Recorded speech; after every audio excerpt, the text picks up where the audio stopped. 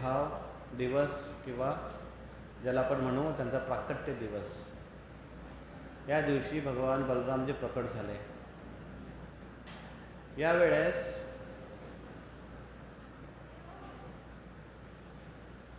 भगवान कृष्ण आता प्रकट होणार आहेत आणि प्रकट होण्यापूर्वी प्रथम बलरामजी येतात. बलरामजी हे आदि गुरु तत्व यांचं प्रतिनिधित्व करतात आणि भगवान कृष्ण यांची सेवा व्यवस्थित होते की नाही हे चेक करण्याचं कार्य असतं गुरूंचं, आणि भक्तांना भगवंतांच्या सेवेमध्ये लावणं हे कार्य असतं गुरूंचं. त्यासाठी गुरु अगोदर येतात व्यवस्था बघण्यासाठी आणि मग भगवंतांना आणतात. आणि भगवान प्रकट होण्याच्या पूर्वी बलरामजी प्रकट झाले देवकीच्या गर्भामध्ये. देवकीचे 6 पुत्र यांचा वध झाला, एवढं सर्वांना माहिती असते. त्यांचा वध झाल्यानंतर 7वा गर्भ जेव्हा झाला त्यावेळेस भगवान नारायणांनी योग माया हिला आज्ञा केली की जा आणि देवकीच्या गर्भातला जो 7वा गर्भ आहे त्याला स्थानांतरित कर, ट्रान्सफर कर. देवकीच्या गर्भातून रोहिणी मैयाच्या गर्भामध्ये, मथुरेतून गोकुळामध्ये. रोहिणी मैया ही वसुदेवांची पत्नी आणि देवकी ही वसुदेवांची पत्नी. पण वसुदेव यांना कारावास झाल्यामुळे त्यांच्या बाकी पत्न्या देवकी आणि वसुदेव यांना दोघांना कारावास झाल्यामुळे बाकीच्या त्यांच्या ज्या पत्न्या होत्या त्यांना काही त्रास देऊ नये म्हणून त्यांना दुसऱ्या ठिकाणी स्थानांतरित केले. त्याच्यामधील एक रोहिणी देवी यांना त्यांचे मित्र, वसुदेवांचे मित्र नंद बाबा जे गोकुळमध्ये राहत होते आणि गायींचे राखण करत होते, वैश्य परिवारातले होते, त्यांच्याकडे त्याने सेफ म्हणून पाठवलं. जेव्हा रोहिणी माई गोकुळमध्ये होती, जेव्हा त्यांना पाठवण्यात आलं तेव्हा रोहिणी मैया यशोदामाईची एक मैत्रीण म्हणून तिथे राहत होते आणि नंदबाबा त्यांची काळजी घेत होते. आणि जेव्हा 7वा गर्भ जेव्हा वसुदेवांनी रोहिणी मैयाला नंदबाबाकडे पाठवलं, ज्या वेळेस त्यांना कारावासामध्ये टाकण्यात आलं. कारागृहामध्ये टाकल्यानंतर त्यांना 6 मुलं झाले आणि 6 मुलांना मारलं गेलं. कमीत कमी 6 वर्ष तरी झाले असतील जेलमध्ये. म्हणजे 6 वर्ष आता रोहिणी मैया कुठे आहे? गोकुळामध्ये नंदबाबाकडे. 6 वर्ष 6 महिने 6 वर्ष होते. ठीक आहे. आता 7वा गर्भ आहे त्याला स्थानांतरित करायचं आहे. कुठून? देवकीच्या गर्भातून रोहिणीच्या गर्भामध्ये. आणि योग मायाला हे सांगितलं. योग माया 2 माया आहेत. एक महामाया किंवा जिला आपण म्हणतो माया, जी सर्वांना भ्रमित करते, आकृष्ट करते, भगवंतांपासून दूर घेऊन जाते, तिचं नाव आहे माया किंवा महामाया. योग माया म्हणजे जी भगवंतांना भक्तांशी जोडते त्याला म्हणतात योग माया. आणि भक्त हमेशा या योग माया ज्याला म्हणतात अंतरंगा शक्ती, हिच्या अंतर्गत राहण्याचा प्रयत्न करतात. महामाया किंवा माया किंवा बहिरंगा शक्ती हिच्या नियंत्रणाखाली राहू इच्छित नाही भक्तगण. मग दोघांमध्ये काय अंतर आहे? ही एकच शक्ती आहे भगवंतांची, ती विविध प्रकारे प्रकट होते. शक्ती एकच आहे, विविध प्रकारे प्रकट होते. जसं मी जे आता बोलतोय हे शब्द आहेत, हे शब्द क ख ग घ यरलवशज्ञ, ह्यापैकीच काहीतरी शब्द आहेत, बरोबर. आणि ह्याच शब्दांचा उपयोग करून, याच अक्षरांचा उपयोग करून पिक्चरचे गाणे पण बनवले जातात, त्याचे डायलॉग्स पण बनवले जातात, किंवा याच अक्षरांचा उपयोग करून शिव्या पण दिल्या जातात, बरोबर आहे. मग पण हे शब्द जर मी भगवंतांचे गुणगानासाठी जर वापर केला, याचा ह्या अक्षरांचा वापर केला, तर हेच शब्द, हेच अक्षर हे आध्यात्मिक शक्ती बनते. हेच अक्षर एक आध्यात्मिक मंत्राचं रूपांतर धारण करते आणि त्या मंत्रांमध्ये शक्ती निर्माण आहे, आध्यात्मिक शक्ती.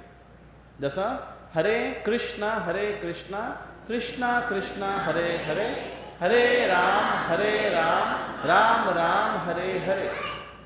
हा हरे कृष्ण महामंत्र ह र आणि म आणि क ह्याच शब्दांनी, अक्षरांनी बनलेला आहे, बरोबर आहे. काना मात्र त्याला इकडे तिकडे दिला तो. ह्याच शब्दांनी किंवा ह्याच अक्षरांनी दुसऱ्याला शिव्या देण्यासाठी पण शब्द वापरले जातात, किंवा दुसऱ्यावर रागवण्यासाठी शब्द वापरले जातात. काय समजतोस तू स्वतःला, किती शब्द, किती अक्षर, किती शब्द वापरले, का य स म ज तो स. पण त्याच्यातून निर्माण होणारी प्रेरणा आहे, शक्ती आहे, ही वेगळी आहे. ही दुसऱ्याला द्वेष किंवा दुसऱ्याचा क्रोध निर्माण करणारी आहे. अक्षर तीच. एनर्जी कशी परावर्तित होते, तर भगवंतांची आध्यात्मिक शक्ती, अंतरंगा शक्ती, योग माया शक्ती ही इथे सुद्धा आहे, जिचा आपण अनुभव करू शकतो, जिच्या अंतर्गत आपण राहू शकतो. पण जर आपण तिचा उपयोग स्वतःच्या भोगासाठी किंवा स्वइच्छेने जर करण्याचा प्रयत्न केला, तर तीच आध्यात्मिक शक्ती बहिरंग शक्ती म्हणून, माया शक्ती म्हणून प्रकट होते आपल्यासमोर. आणि तीच आपल्याला त्रासदायक, मारक ठरते. चाकू एकच काम करतोय, कापण्याचं, पण तो चोराच्या हातात वेगळं काम करेल आणि डॉक्टरच्या हातात वेगळं काम करेल. चाकू ही एनर्जी सारखी आहे. चोराच्या हातात ती बहिरंगा शक्तीसारखं कार्य करते, डॉक्टरच्या हातात ती अंतरंगा शक्तीसारखं कार्य करते. एक सर्जन असतो, तो डिझीज जो आहे, रोग आहे, त्याला नष्ट करतो. त्याच पद्धतीने जे आध्यात्मिक एक्सपर्ट, जे गुरु असतात, ते आपला सर्जरी करून जो डिफेक्टिव्ह पार्ट आहे किंवा जे दोषयुक्त जे शरीरामध्ये काही इम्प्युरिटीज आहेत, अशुद्धता आहे, त्याला बाहेर काढतात. मग भगवान कृष्ण सांगतात योगमाया शक्तीला की जा आणि तो गर्भ स्थानांतरित कर. आणि तीच योगमाया आली आणि योगमायेने तो देवकीचा गर्भ गायब केला आणि तो गायब करून ते घेऊन गेले गोकुळला. आणि इकडे न्यूज आली की अरे देवकी जी गर्भवती दिसत होती अचानक खाली दिसायला लागली, बारीक दिसायला लागली. आणि न्यूज काय पसरली की तिचा गर्भपात झाला, 7वा गर्भपात झाला, नष्ट झाला. आणि म्हणून आता 8व्या गर्भाची वाट बघत होते. यांना कोणालाच माहिती नाही. पण जो 7वा गर्भ तिकडे स्थानांतरित झाला, कोणाकडे? रोहिणीमाईच्या गर्भामध्ये तो लगोलग रातोरात ज्याला आपण म्हणू स्थानांतरित केलं. आणि रोहिणीमाई जेव्हा तिला अनुभव झाला की अरे पोट भरलेलं वाटतंय न खाल्ला तरी. कल्पना करा तुम्ही की कुठली पण स्त्री जर अचानक असेल, झोपली, सकाळी उठल्यानंतर तिला अचानक वाटलं की अरे पोट फुगलं आहे. आणि खास करून विशेष करून जर 8वा महिना किंवा जर 9वा महिना एवढा जर मोठा गर्भ असेल तर किती आश्चर्याची गोष्ट आहे. आता एक इन जनरल तुम्ही बघा की एक स्त्री आहे जी मागच्या 2 वर्षापासून एका ठिकाणी राहते, बाहेर आहे, उदाहरणार्थ माहेरी आहे. नवरा बाहेर देशामध्ये गेलेले जॉबसाठी, त्याला यायला जमत नाही आणि म्हणून ती तिथे एकटी राहण्यापेक्षा घरी राहिली. 2 वर्षापासून घरी आहे आणि सडनली न्यूज आली की गर्भवती झाली. काय न्यूज पसरेल? अरे बापरे, विचार करा. ह्या गोष्टी फक्त ऐकायला, हो बलरामजी आले, बलरामजी, अरे बाबा ठीक आहे बलरामजी आले, पण सामाजिक दृष्टिकोनातून बघा तुम्ही काय काय चर्चा पसरणार आहे तिथे, की जी 7 वर्षापासून आपल्या पतीपासून दूर राहते आणि अचानक तिला गर्भधारणा होते. हे तेव्हाच्या काळात लोक समजू शकत होते, कारण दैवी शक्ती ह्या पद्धतीने काम करताना दिसत सुद्धा होत्या. लोक तेवढे धार्मिक असायचे सुद्धा, शक्तिशाली पण असायचे. आज कलियुगामध्ये कोणी असं म्हणू शकत नाही की गर्भ स्थानांतरित आज ते शक्य नाही आहे.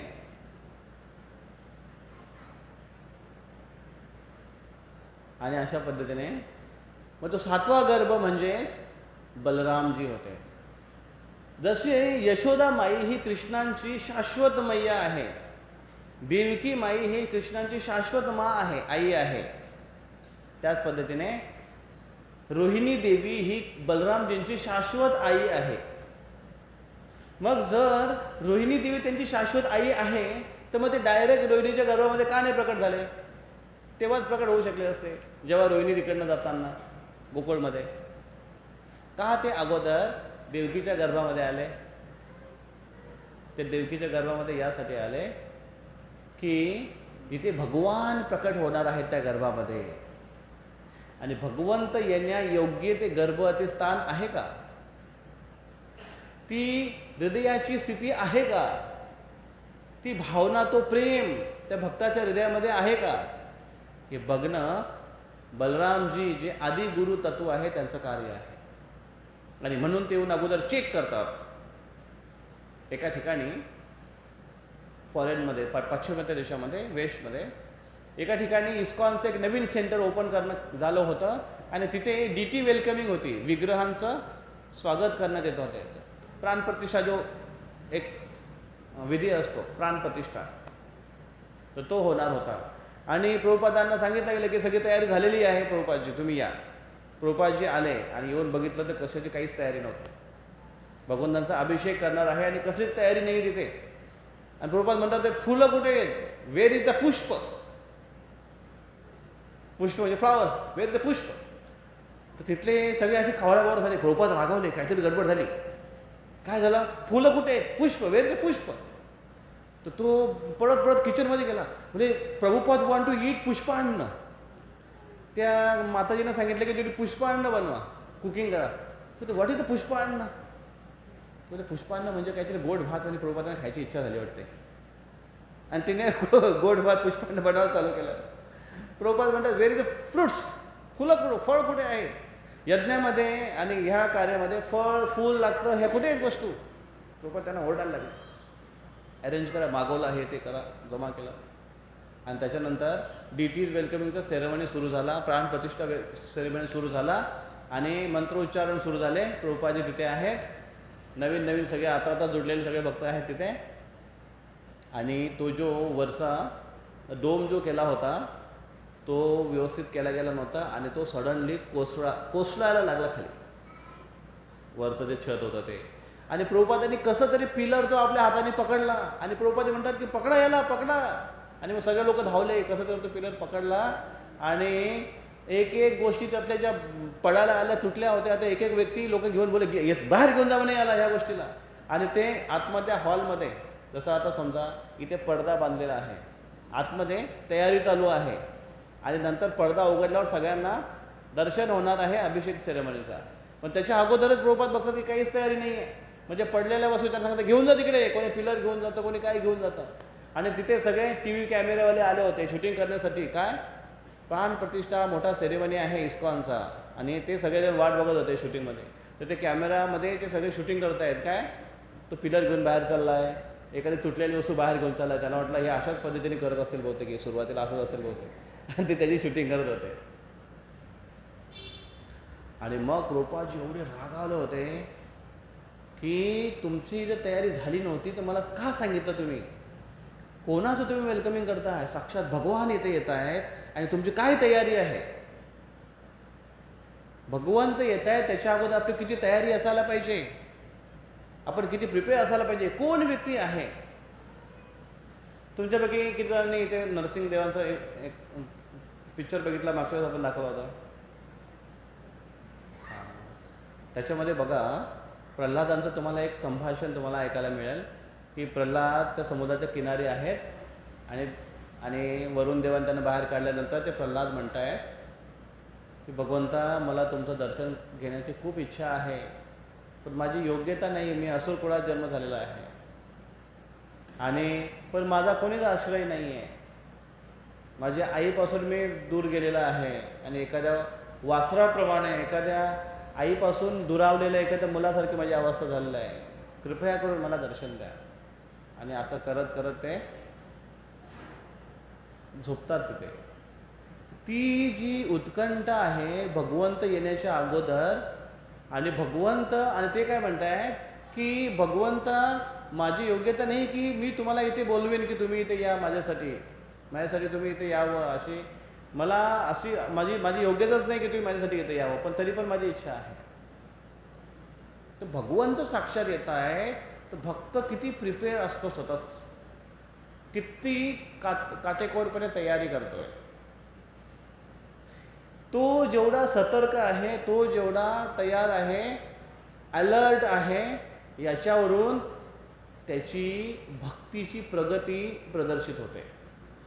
जो व्यक्ती जेवढा जास्त अलर्ट, दक्ष भगवंतांच्या सेवेमध्ये आणि सिरियस, तेवढी त्याची भक्तीतली प्रगती जास्त आहे असं आपल्याला दिसतं. कोणी पण एखादा व्यक्ती रिलेशनशिपमध्ये जेवढा सिरियस असेल, गंभीर असेल, तेवढं त्याचं रिलेशन चांगलं होतं. तसंच भगवंतांबद्दल सुद्धा, भगवंतांसोबत सुद्धा जे रिलेशन आहे ते रिलेशन पण असं दृढ असणं, दक्षतेने असणं आवश्यक आहे. आणि म्हणून बलरामजी येऊन ते चेक करतात.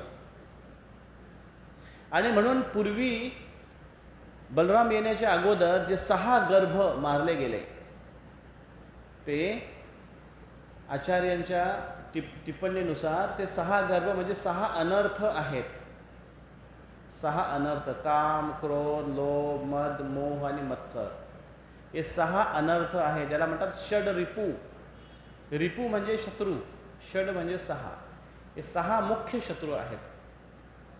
आणि हे 6 शत्रू अनर्थ जोपर्यंत मारले जात नाहीत हृदयातून आणि ती जागा व्यवस्थित योग्य आहे की नाही हे बघण्यासाठी जोपर्यंत गुरु येऊन चेक करत नाही, तोपर्यंत भगवान हृदयामध्ये प्रकट होणं शक्य नाही. भगवान हृदयामध्ये प्रकट होण्यासाठी फार शुद्धतेची आणि दक्षतेची आवश्यकता आहे. आणि लोलुपता, लवल्यम, डिझायर ही पाहिजे. आणि मग बलरामजी स्थानांतरित झाले तिकडे. आणि कृष्णाने योगमायाला अजून एक सेवा दिली होती. ती सेवा म्हणजे जेव्हा कृष्ण जेव्हा प्रकट होतील देवकीच्या गर्भामध्ये आणि जेव्हा ते गर्भातून प्रकट होतील बाहेर, तेव्हा त्यांना सुद्धा स्थानांतरित करायचं आहे मथुरेतून गोकुळ, आणि गोकुळतून तिथे एक जन्मलेली एक कन्या आहे, तिला मथुरेमध्ये. तर ती जी जन्मलेली जी कन्या आहे, कृष्णाने म्हटलं, भगवान विष्णूने म्हटलं की तू योगमाया, तू तिथे यशोदाची पुत्री म्हणून जन्माला ये. आणि ती यशोदाची पुत्री म्हणून जन्माला आले तिथे. आणि जेव्हा वसुदेवने ते एक्सचेंज केलं, कृष्णाला तिथे ठेवून ती पुत्रीला इकडे घेऊन आले. ती कोण होती? योगमाया. योगमाया म्हणजे जी शक्ती भगवंतांशी आपल्याला जोडते, आध्यात्मिक शक्ती. पण तिला जेव्हा घेऊन कंसाकडे आले आणि कंसाने जेव्हा तिला मारण्याचा प्रयत्न केला, तेव्हा तीच योगमाया त्याच्या हातातून सटकून जेव्हा आकाशामध्ये तिने आपले रूप प्रकट केले, तेव्हा तीच योगमाया महामायेचं रूप धारण केलं तिने. आणि ती भयंकर शस्त्र अस्त्र धारण करून, एकदम रागावलेली जीभ बाहेर करून, ती दुर्गेचं रूप तिने धारण केलं. आणि तिने कंसाला जोराने खडसावलं, मूर्ख कंस, तुला मारणारा केव्हाच प्रकट झालाय तिकडे. आणि अशा पद्धतीने त्याची भर्त्सना केली. तर ती जी शक्ती आहे, ती शक्ती आध्यात्मिक शक्ती आणि भौतिक शक्ती. तर आपण जेव्हा आपल्या चेतनेला आध्यात्मिक करण्याचा प्रयत्न करतो, आध्यात्मिक वातावरणात ठेवण्याचा प्रयत्न करतो, रजो आणि तमो गुणापासून दूर आणून सत्व गुणामध्ये स्वतःला ठेवण्याचा प्रयत्न करतो, तेव्हा आपण योग मायाचे संबंधात किंवा तिच्या संपर्कामध्ये असतो. आणि योग मायेच्या संपर्कात राहणं हे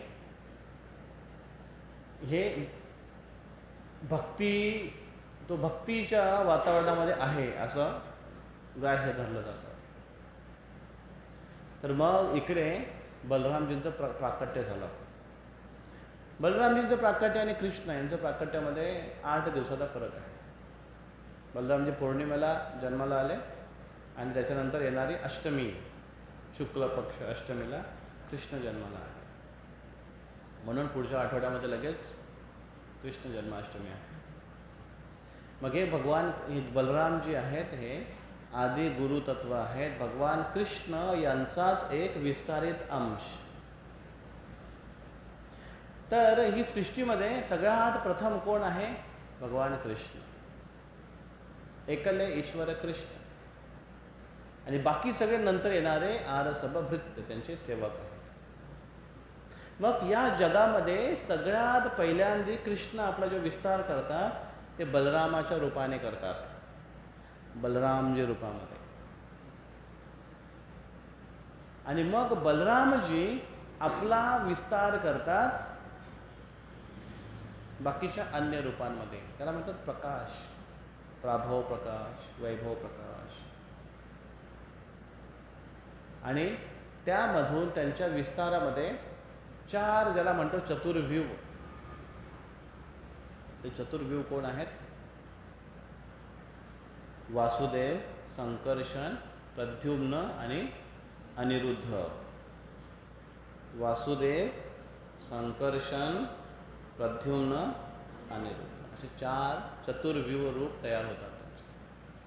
त्या चतुर्व्यूह रूपातील जे संकर्षण आहे ते आपला अजून रूपांतर करतात 4 रूपामध्ये. कुठले? सेम वासुदेव, संकर्षण, प्रद्युम्न, अनिरुद्ध 4 रूपामध्ये स्वतःला विस्तारित करतात. याला म्हणतात द्वितीय चतुर्व्यूह.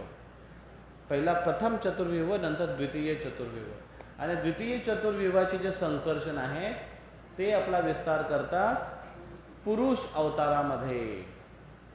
पुरुष अवतार, पुरुष अवतार 3 प्रकारचे पुरुष अवतार आहे.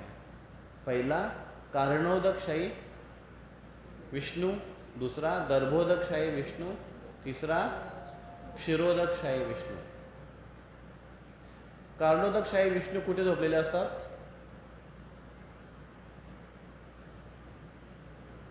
वरांड्यामध्ये, नाही बेडरूममध्ये. कुठे? बाकीचे विचार करतात हे कधी शिकवलं? बेडरूममध्ये.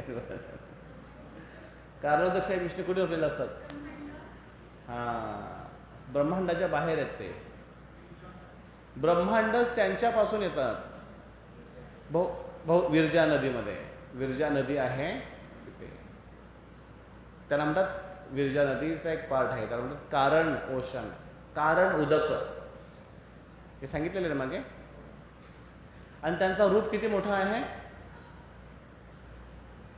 त्यांचं रूप किती मोठं आहे?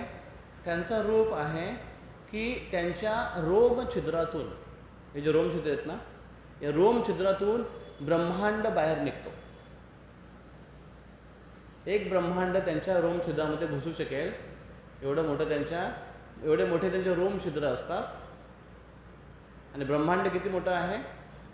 त्या एका ब्रह्मांडाच्या लाखो करोडो गॅलेक्सीमध्ये, स्पेसमधले एक छोटासा पृथ्वी ग्रहाच्या एक छोट्याशा पार्टमध्ये आपण कुठेतरी भारतामध्ये, महाराष्ट्रामध्ये आणि जामनेरमध्ये आहे.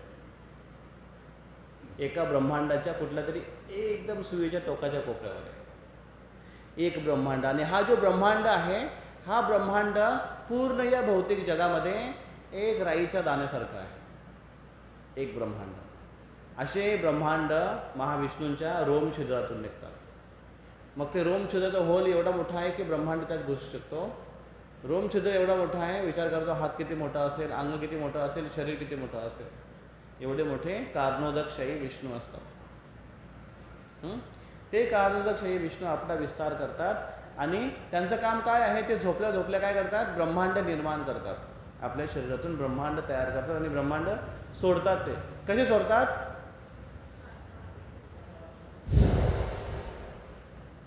श्वासोच्छ्वास सोडतात तेव्हा, जे श्वासोच्छ्वास सोडतात तेव्हा सगळे बाहेर निघतात आणि ब्रह्मांड आपापलं कार्य करतात. कितपर्यंत ब्रह्मांड कार्य करतात, जोपर्यंत श्वास चालू आहे. आणि सारे ब्रह्मांड आतमध्ये केव्हा जातात, जेव्हा ते श्वास परत आतमध्ये घेतात तेव्हा सारे ब्रह्मांड आतमध्ये जातात. मग हे श्वास सोडण्याचा जो कार्यकाळ आहे तो किती आहे, तो एक ब्रह्माजीचा लाईफ टाईम आहे. ब्रह्माजीचा 100 वर्ष एवढा तो कार्यकाळ आहे. ब्रह्माजींचे 100 वर्ष, ब्रह्माजीचा एक दिवस किती आहे ते कॅल्क्युलेशन केलं तुम्ही, खूप वेळा याच्यावर चर्चा केली आपण. तर मग ते कारणोदकशाही विष्णू आपला विस्तार करतात. प्रत्येक ब्रह्मांडामध्ये एक विष्णू, गर्भोदकशाही विष्णू म्हणजे गर्भ उदकमध्ये झोपलेले असतात. ब्रह्मांड निर्माण केल्यानंतर प्रत्येक ब्रह्मांडाचा अर्ध भाग पाण्याने भरलेला आहे. कुठला पाणी येते, गर्भ उदक, उदक म्हणजे पाणी, गर्भ उदक त्याला म्हणतात. त्या पाण्यामध्ये आणि त्याच्यामध्ये गर्भोदकशाही म्हणजे शाही म्हणजे झोपणे, झोपलेले असतात ते विष्णू. आणि त्यांच्या नाभीतून कमलनाळ बाहेर निघतो, ज्याच्या वरच्या फुलावर कोण असतात, ब्रह्माजी. आणि जे कमलनाळ वर जातं आणि वरपर्यंत सगळ्यात टॉप जे प्लॅनेट आहे त्याला म्हणतात सत्यलोक, ब्रह्मलोक. मग ते गर्भोदकशाही विष्णू आणि ते गर्भोदकशाही विष्णू आपला विस्तार करतात. ते क्षीरोदकशाही विष्णूमध्ये, जे क्षीरसागर एका ब्रह्मांडामध्ये आहे, जिथे प्रार्थना करण्यासाठी ब्रह्माजी आणि सगळे देवता जातात जर काही संकट आलं तर.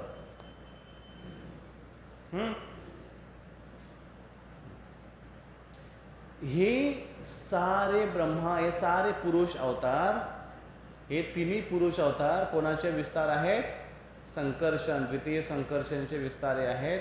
आणि द्वितीय संकर्षण हे जो द्वितीय चतुर्विवाह आहे हे प्रथम चतुर्विवाहाच्या संकर्षणाचा विस्तार आहे.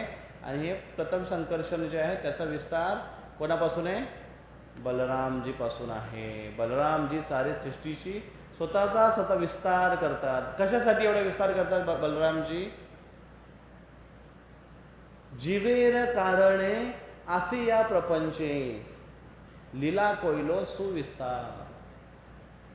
जीवेर कारणे, प्रत्येक जीव जो आहे त्याला या भौतिक जगामध्ये जाऊन त्याला शरीर प्राप्त व्हावा आणि शरीर प्राप्त होऊन त्याने असे कर्म करावे, भक्ती कर्म करावे की जेणेकरून तू भगवत धामात वापस जाईल, परत आपल्या घरी, घर वापसी. घर वापसी करण्यासाठी ही भक्ती जो प्रोसेस आहे, ही घर वापसी करण्याचा एक प्रपोजल आहे सर्वांसाठी. कुठल्या घरी वापस जायचं आहे आपल्याला, जाऊ देवाची या गावा, आपल्या घरी. आणि त्याला घरी, जीवात्म्याला घरी घेऊन जाण्यासाठी त्याला शरीर मिळालं पाहिजे. मग 84 लाख योनीचं एक शरीर, ती एक प्रक्रिया तयार केली. त्याच्यातली एक योनी भगवंतानी आपल्यासारखी स्वतःसारखीच हुबेहूब बनवली, जेणेकरून ज्यामध्ये अशी फॅसिलिटी मिळेल त्याला की तो भगवंताची भक्ती छान करू शकतो, सेवा चांगल्या पद्धतीने करू शकतो. भगवंतांचं जे ज्ञान आहे, आध्यात्मिक ज्ञान आहे, तो चांगला समजू शकतो आणि पचवू शकतो. ज्ञान पचवणं म्हणजे काय,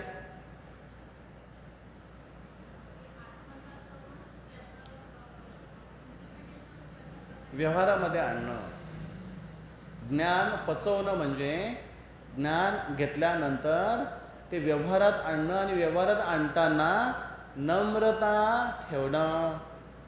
नाहीतर खूप ज्ञानी पंडित आहेत, पण ते पंडित असे पण आहेत की भयंकर राग येतो त्यांना, असे पण काही. आणि काही त्यांना ज्ञानाचा अहंकार पण येतो, म्हणजे त्यांना ज्ञान पचलेलं नाही, त्यांना डिसेंट्री लागलेली आहे, त्याच्यामुळे अहंकारी बनले.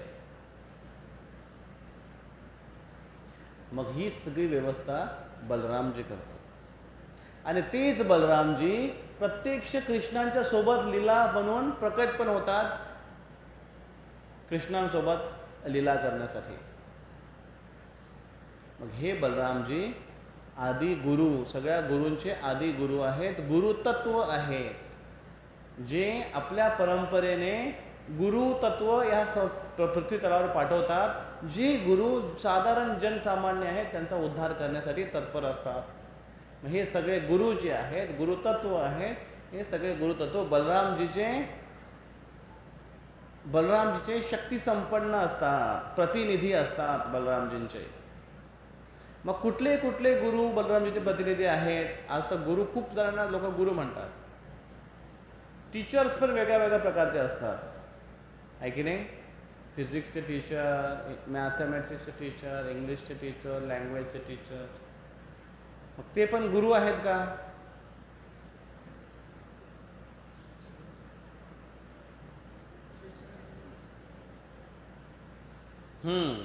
तर ते आपले शिक्षक आहेत, टीचर्स आहेत, ते शिकवणारे आहेत. ते एक अर्थाने बघा तुम्ही तर ते पण एक प्रकारचे गुरु आहेत. पण हे गुरु आपल्याला टीचर्स एक शिकवण्याचं काम फक्त करतायत. त्यांचा शिक्षण घेतल्यानंतर आपल्या जीवनाशी फारसा संबंध राहत नाही.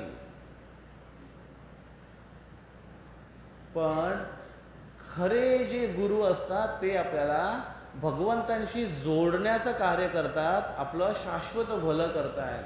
ते आध्यात्मिक गुरु हे खरे गुरु आणि हे खरे बलरामजींचे गुरुतत्व आणि प्रतिनिधी आहेत, की ते त्यांना परिपूर्ण ज्ञान प्रदान करतात. मग हे गुरुतत्व बलरामजीचं आहे.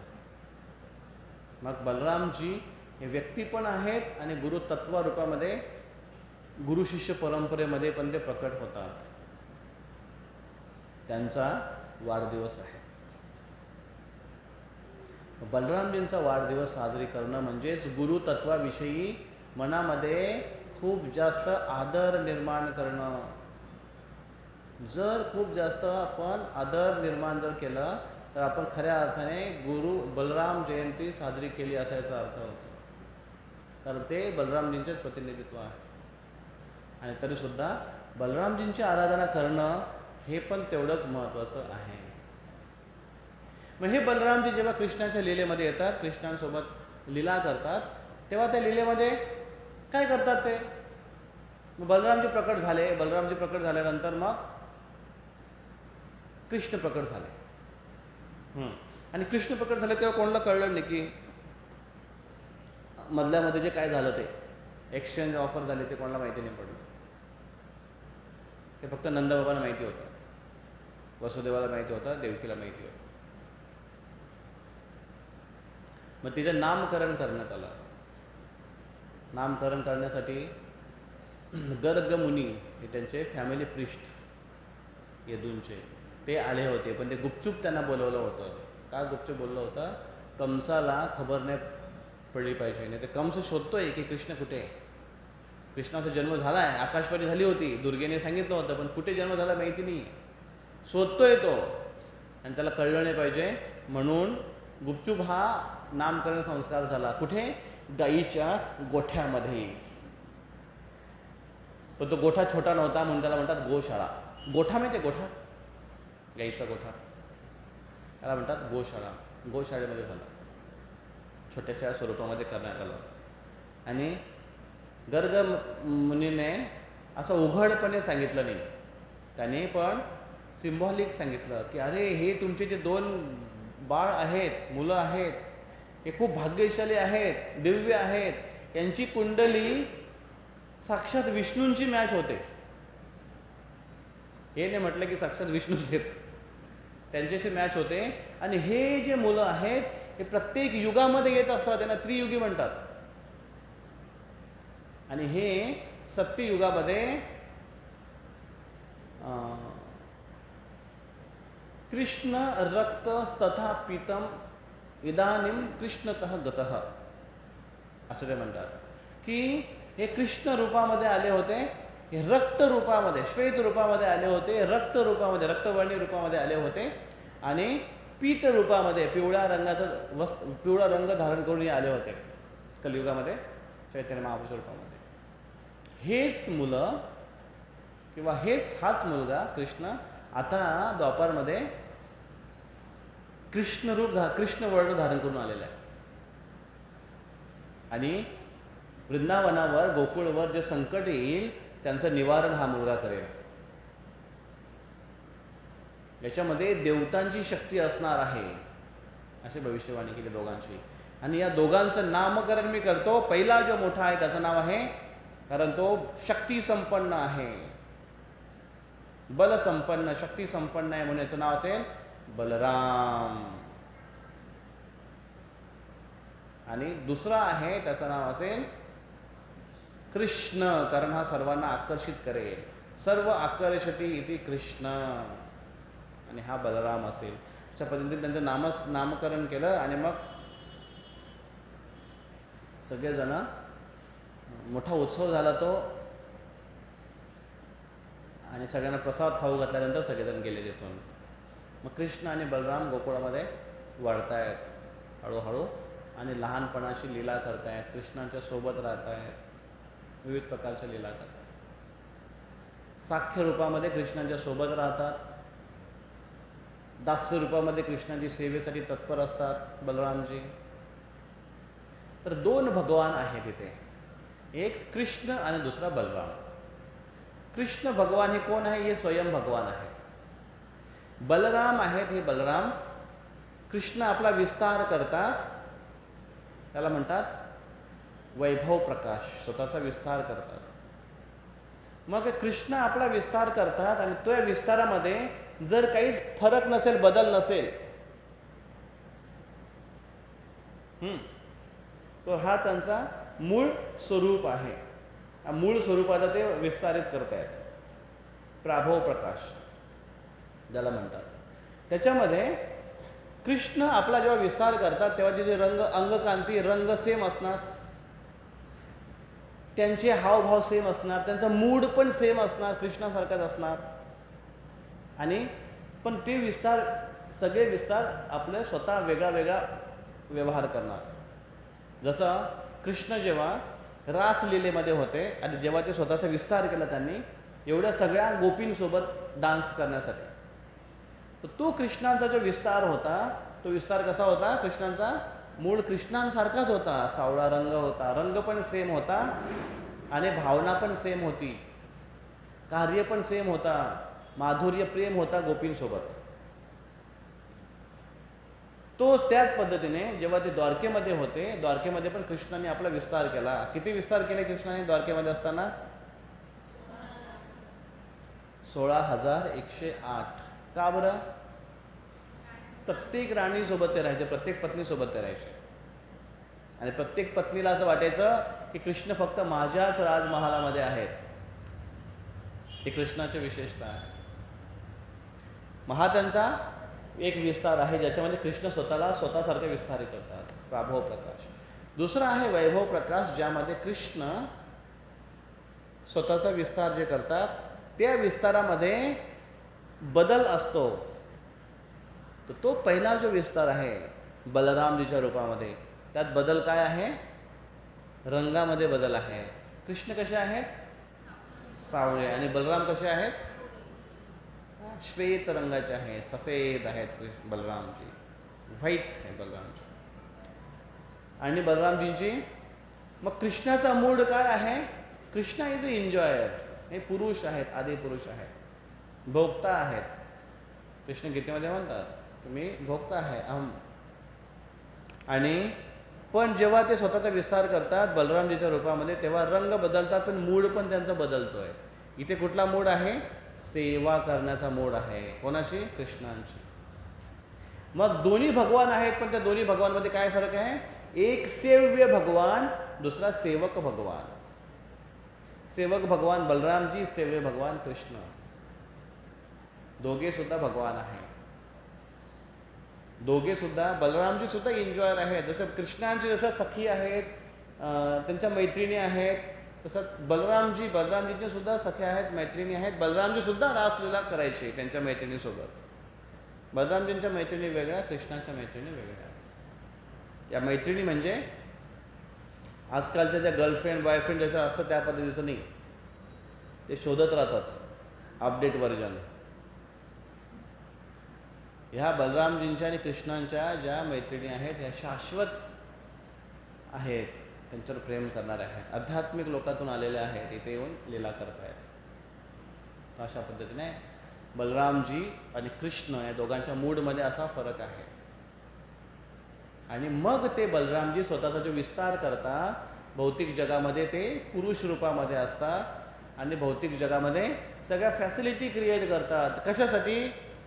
एक जीव आहे त्याला भगवंतांची पुन्हा प्राप्ती करून घेण्यासाठी फॅसिलिटी मिळावी म्हणून हे भौतिक वातावरण, हे भौतिक प्रकृती या पद्धतीने स्वतःला तयार करते. आणि बलरामजी आतून आध्यात्मिक मार्गदर्शन मिळावं यासाठी गुरु शिष्य परंपरा आणि शास्त्र यांचं आयोजन करतं, प्रयोजन करतं. आणि स्वतःचा विस्तार करतात ते कृष्णांच्या सेवेसाठी.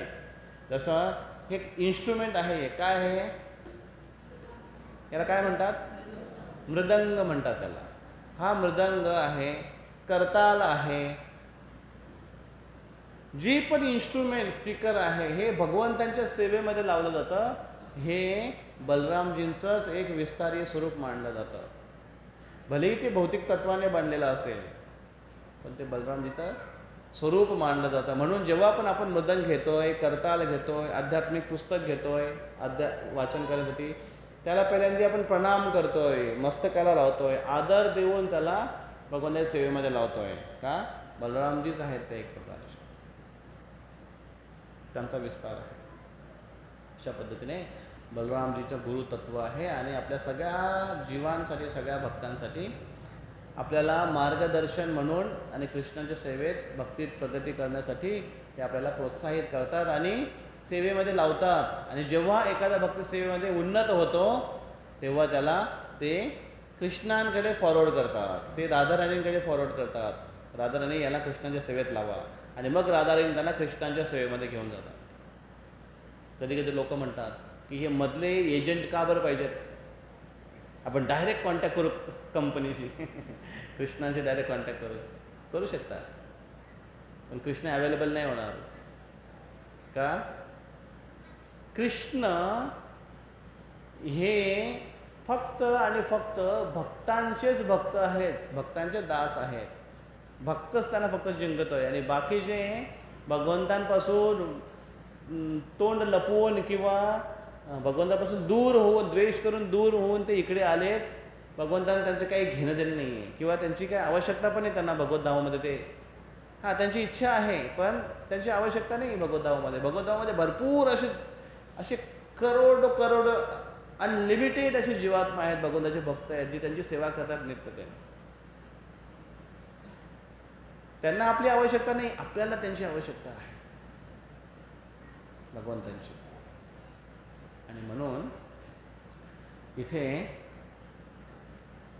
बलरामजी हे तत्व आहे की जे आपल्याला भगवंतांच्या सेवेमध्ये जेव्हा लावतात तेव्हा भगवंत म्हणतात ठीक आहे. बलरामजी म्हणतायत ना, ठीक आहे घेऊन टाका याला. राधाराणी म्हणतात ना, राधाराणी म्हणतात की हे भगवान हा एक चांगला भक्त आहे, मूर्ख आहे, भौतिक जगामध्ये भोग करण्याची इच्छा आहे, पण ठीक आहे चांगला आहे, प्लीज घ्या याला.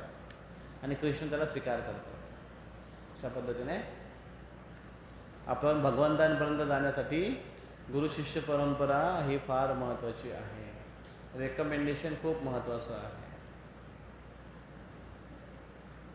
आणि ते आहे बलरामजी गुरुतत्व. मग बलराम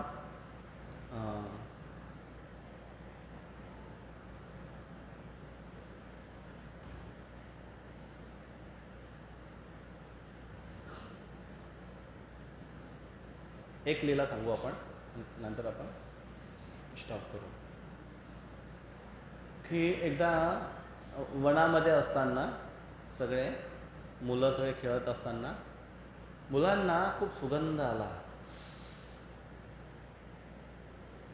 कसला? तिकडे ताड फळ आहेत. ताड एक वृक्ष आहे, ताड, त्याला ताड म्हणतात, ताड वृक्ष, ताडफळ. असे मोठे मोठे ताडफळ असतात असे मोठे. आणि पिकल्यानंतर असे पिवळे, वर काळं असतं आणि आतमध्ये पिवळं एकदम होतं ते. आणि पिकल्यानंतर नरम होतं ते आणि असा सुगंध येतो त्याला दूरपर्यंत. आणि ते फळ एवढं गोड असतं खायला की जर ते खूप जास्त खाल्लं तर पोटात किडे होतात, जंतू होतात. लहान मुलांचे होतात ना पोटात जंतू, एवढं स्वादिष्ट असतं ते. आणि मुलं म्हणतात की तिथे ताट फळं आहेत, खायची इच्छा आहे, खूप मस्त पिकलेत भगवंता. बलरामजीकडे आले, कृष्ण बलरामकडे आले आणि ते म्हणतात पण एक प्रॉब्लेम आहे. म्हणजे काय? तिथे एक भयंकर असुर राहतोय. ते असुराचं नाव आहे धेनुकासूर. धेनुकासूर, धेनुका म्हणजे गाढव, जो गाढवाच्या रूपामध्ये आहे, गर्दभ त्याच्या रूपामध्ये आहे.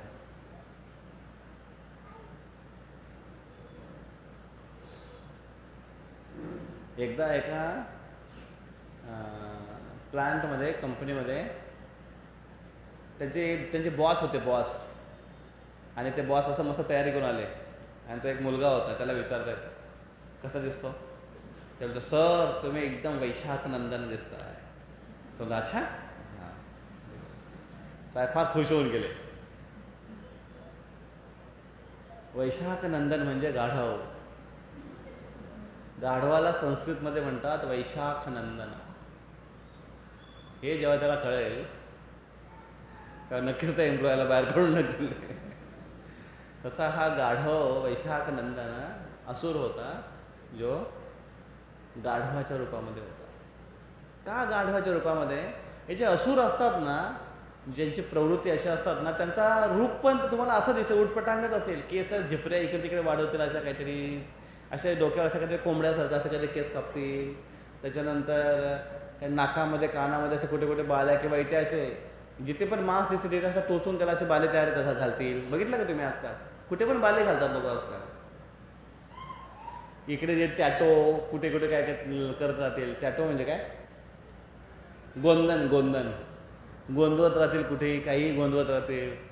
हे यांना जास्त आवडतं आणि त्यांना नाव पण असे ठेवायला जास्त आवडतात. किल्विश ऐकलं असेल ना? किल्विश. किल्विश, किल्विश हा शब्द संस्कृत शब्द आहे. किल्विश, किल्विषम भगवद्गीते म्हणजे शब्द आहे. कृष्ण म्हणतात किल्विश म्हणजे, किल्विश म्हणजे काय? हे अनर्थ आहेत, पाप आहेत. किल्बिषा पाप याचा अर्थ आहे. तर त्यांना असे नावं ठेवायला जास्त आवडतं, म्हणून त्यांना असं रूप पण घ्यायला आवडतं. गाढव, तो गाढवाच्या रूपामध्ये होता. त्याला ॲक्च्युली शाप मिळाला होता त्या गाढवाला. तो अगोदर एक सहशिखा नावाचा एक परवीर मोठा पराक्रमी व्यक्ती होता आणि तो बली महाराज यांचा पुत्र होता, सहशिका म्हणून. आणि अतिशय असुर कुळातला आहे. आणि बली महाराज हे प्रल्हाद महाराज यांच्या वंशामध्ये येणारे आहेत. बली महाराज आणि त्यांच्या वंशामध्ये येणारे हे सहशिका अतिशय शक्तिशाली. आणि अशा अनेक गर्लफ्रेंड्सला घेऊन गेला गंधमादन पर्वतावर फिरायला, वेकेशन. आणि फिरायला गेल्यानंतर पर्वतावर जाऊन मस्त हिरवळी आणि सगळं झरे आणि झरणं बघून एकदम कामातूर झाला तो. आणि मोठ्या मोठ्याने गाणे गायला लागले सगळे, आणि ते आणि त्याच्यासोबत एवढ्या स्त्रिया, आणि हे सगळं तिथे गोंधळ करायला लागले. आणि तिथे एक ऋषी तपस्या करत बसले होते. त्याने बघितलं की ही शांत जागा आहे, तपस्येची जागा आहे, इथे येऊन तुम्हाला असे उद्योग करायचे आहेत आणि करताय तर करताय, गुपचूप करा, इकडे येऊन आम्हाला साधूंना परेशान करताय. आणि म्हणून त्याने त्याला शाप दिला की तू गाढव होशील, तुझं गाढवासारखं वातावरण आहे, ढ्याचू ढ्याचू ढ्याचू ढ्याचू करतो मग तो जोरात जोरात, जा आता गाढवाच्या जन्मामध्ये. आणि त्याला शाप दिला, तो गाढव झाला. आणि मग तो माफी मागायला लागला की प्लीज मला माफ करा, माझ्याकडून चूक झाली. आणि म्हणून त्यांना आशीर्वाद दिला की ठीक आहे, शाप तर लागेलच, पण मी तुला आशीर्वाद देतो की तुझा उद्धार बलरामजी करतील. आणि तेव्हापासून हा गाढव रूपामध्ये, याची प्रवृत्ती अशी गाढवासारखी होती. आणि म्हणून तो कंसाचा दास बनला होता. असुर होता तो, ज्या असुराला कंसाने परास्त केला आणि आपला सेवक बनवला. आणि म्हणून तो आतापर्यंत कंसाची सेवा करत होता. काय कंसाची सेवा करत होता? ती जी बगीचा होती, तालवन, त्याची निघणारी जी ताडी आहे, ताडी म्हणजे ताडी, ताड या झाडापासून एक पांढऱ्या रंगाचा एक रस काढला जातो, मटका लावला जातो, रस काढला, माहिती आहे सगळ्यांना? तो असा आंबट होतो, त्याच्यात ती एक नशा म्हणून वापरली जाते ती ताडी. आणि नशा करण्यासाठी ती जी मिळालेली ताडी आहे, तो रस आहे, तो रस एक्सपोर्ट केला जायचा मथुरेला कंसासाठी. आणि म्हणून कंसाने सांगितलं होतं की ही यातली एक पण थेंब कोणाला मिळता कामा नये, या बगीच्यामध्ये कोणी येता कामा नये. आणि त्या बगीच्याच्या वरून पक्षी जरी जात असेल त्याला पण मारून खाली पाडायचा तो धेनुकासूर. आजूबाजूला कोणाची यायची हिंमत नव्हती. मग कृष्ण बलराम म्हटले चला जाऊया. मग कृष्ण बलराम आले. गेटमधून जेव्हा एंट्री मारली, बंद होता, खोललं, आतमध्ये आले. आतमध्ये आल्यानंतर बलरामजीने बघितला कोणीच नाही आणि वर मस्त फळं पिकलेली आहेत. बलरामजी गेले पुढे आणि त्याने एक मोठं झाड पकडलं, खाली त्याचा खोड आणि जोराने हलवायला लागले. बलरामजी शक्ती संपन्न आहेत. बलरामजी जोरात जेव्हा हलवायला सुरू केला तेव्हा तसं धाप धाप धाप धाप धाप धाप वरून असे मोठे मोठे फळं खाली पडायला लागले. त्याचा आवाज व्हायला लागला आणि सगळे म्हणायला लागले अरे वा, हरी बोल हरी बोल. सगळे फळं मिळाले मस्तपैकी. आणि ते फळं फुटल्यावर अजून सुगंध यायला लागला. आणि हे ऐकून तिकडनं जो गर्दभ असुर आहे, धेनुकासूर आहे, तो एकदम रागाने बाहेर आला. कोण आहे, किसकी हिम्मत. आणि बाहेर आल्याबरोबर तो म्हणतो की कोण पोरं आहे ते, मेरे आंगणे में, हां तुम्हाला क्या काम है. आणि मुलं बोलले हे पोरं पोरं कुठे आले इकडे माझ्या, एवढी हिंमत तुमची मुलांची. आणि जोराने पळत पळत पळत पळत आला गाढव. पण गाढव पळत पळत येऊन काय करायला, काय नाही करू शकत तो. मग उलटा झाला, रिव्हर्स गिअर मारला त्याने आणि मागून लात मारली. गाढव आहे ना. आणि जशी त्यांनी लात मारली, बलरामजीने त्याचे पाय पकडले. आणि बलरामजींना असं जास्त खेळणं बिळणं असं काही आवडत नाही. जास्त जर एखाद्या मस्ती करत असेल, पकडतील, एक ठोसा मारतील, खतम, त्याचं डोकंच फोडून टाकतील. जसं प्रलंबासूरचं डोकं फोडलं तसं याचे पाय पकडले आणि जोराने गोल गोल गोल गोल गोल गोल फिरवले धेनुकासूरचे. आणि त्या गोल गोल फिरवल्यामध्येच त्याचे प्राण निघून गेले. आणि जोराने त्याला फेकलं एका ताडाच्या झाडावर. वर मोठ्याचे ताडाचे झाड असं त्याच्यावर त्याचे पानांमध्ये ते. आणि जोरात फेकल्यामुळे त्या स्पीडने तो झाड, त्या झाडावर तो अडकला आणि तो झाड दुसऱ्या झाडावर कोसळला. आणि हे बघून बाकीचे सगळे जे त्याचे सवंगडी आहेत, त्याचे जे असुर आहेत, ते पण सगळे गाढवाच्या रूपामध्ये सगळे आले पळत पळत आक्रमण करून. आणि बलरामजीने आणि कृष्णाने जे येतील त्याला प्रत्येकाला पकडले, आपापल्या प्रत्येकाच्या त्यांच्या जे पायाला, मागच्या पायाला, दोन पायाला पकडले, गोल गोल फिरवले आणि झाडावर फेकले. आणि हा कार्यक्रम चालू राहिला त्यांचा. आला गाढव, त्याने लात मारली की पाय पकडले की गोल गोल फिरवले की त्यानं झाडावर फेकले. आणि प्रत्येक झाडाच्या वरच्या शेंड्यावर सगळे असे अटकले जाऊन. आणि त्या भाराने ते वातावरण असं वेगळं दिसत होतं आणि रक्तबंबाळ झालं होतं. आणि ते एकावर दुसरे, दुसऱ्यावर तिसऱ्यावर चौथे असे कोसळत, पत्त्याच्या पानासारखे कोसळत कोसळत कोसळत पूर्ण जी बगीचा आहे ती पूर्ण नस्तनाबूत करून टाकली. एवढे सगळे फळं खाली पडले आणि ते सगळे म्हणून म्हणतात छे, हे फळं काय खाण्यायोग्य नाही. आता कशासाठी आले होते मग. खाण्याचे योग्य नाही. का खाण्याचे योग्य नाही? रक्त लागलं त्यांना, असुरांचं रक्त लागलं, दूषित झालं. आणि सगळे तिथून हरिबोल हरिबोल, वेल डन म्हणून तिथून निघून गेले. मग आता इथे क्वेश्चन हा आहे की बलरामजी याने आतापर्यंत आपला खाता खोलला नव्हता वृंदावनामध्ये. कुठला खाता? असुरांना मारण्याचा. आतापर्यंत कृष्णच सगळ्या असुरांना मारत होते. सगळ्यात पहिल्यांदा कृष्णाने कुठल्या असुराला मारला? पूतना. दुसरा शक्तासूर. तिसरा तृणावर्त. मामांनी पहिले काय पाठवलं? मामांनी पहिले बाहुली पाठवली, गुडिया. मग कृष्णाने खेळली, पसंत नाही आली, तोडून टाकली. नंतर काय पाठवलं?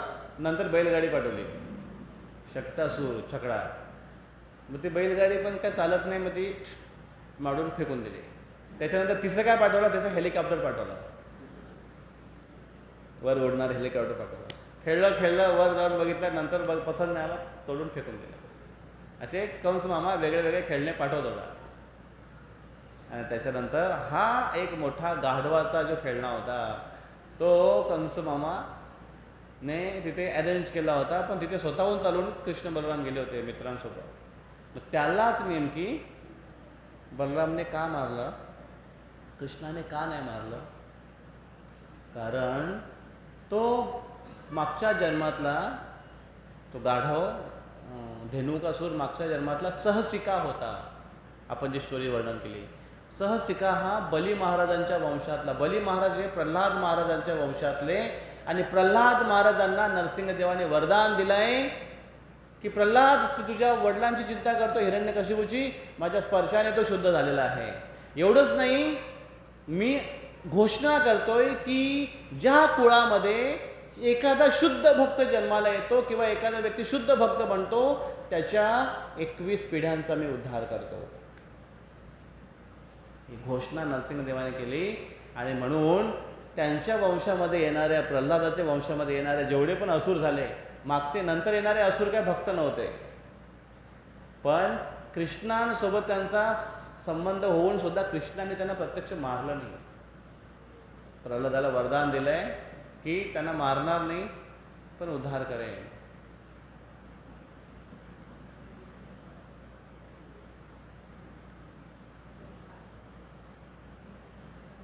काहीच गरज नाही. मग असं चालत गेला असता तर काही झालं नसतं.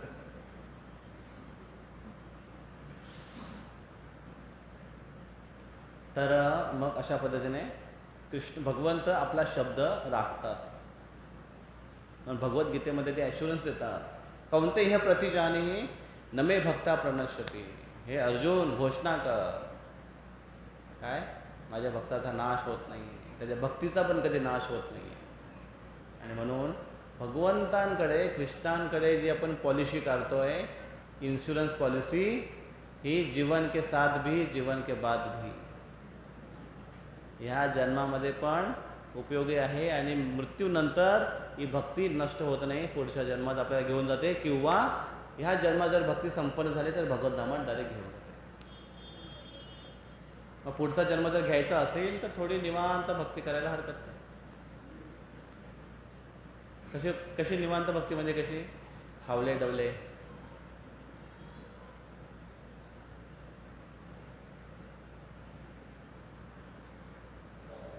जसा संडे टू संडे आम्ही भक्ती करतो. बाकीचे मंडे ट्यूजडे नाही, बाकीचे आम्ही दुसरं काय करतो. संडेला एक भक्ती.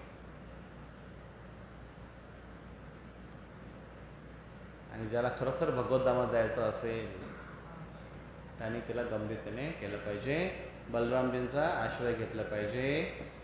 बलरामजी आदी गुरु आहेत, गुरुतत्व आहे, आणि त्यांना प्रार्थना केली पाहिजे की हे बलरामजी आम्हाला शक्ती द्या आणि आम्हाला बल प्रदान करा. कुठला बल प्रदान करा? आध्यात्मिक बल प्रदान करा, जेणेकरून या भौतिक विपदांवर आम्ही मात करू शकलो पाहिजे. आम्हाला हे सहन करायला शक्ती द्या आणि आमची भक्तीचं रक्षण करा. आम्हाला कृष्णाच्या सेवेमध्ये नियोजित करा. मग कृष्णाची सेवा आले आता जन्माष्टमी. किती तारखेला जन्माष्टमी जामनेरमध्ये? 24 ऑगस्ट. बाबाजी राघव मंगल कार्यालयामध्ये मोठा उत्सव आहे. सर्वांना विनंती आहे जास्तीत जास्त संख्येमध्ये या आणि सर्वांना घेऊन या. नातेवाईकांना आणा. तुमच्या जेवढे पण काय फ्रेंड सर्कल असेल सगळ्या ठिकाणी मेसेज सर्क्युलेट करा. व्हिडिओ टाकला ना, प्रोमो व्हिडिओ जास्तीत जास्त सर्क्युलेट करा. पुन्हा पुन्हा त्याला बंबार्डिंग करा आणि त्याचा प्रचार करा. त्यासोबत सेवासुद्धा महत्त्वाची आहे. तर आता थोडेच वाजलेत.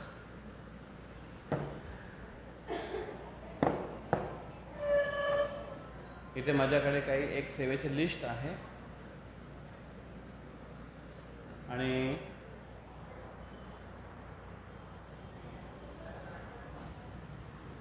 त्याचे आहेत बंद करते.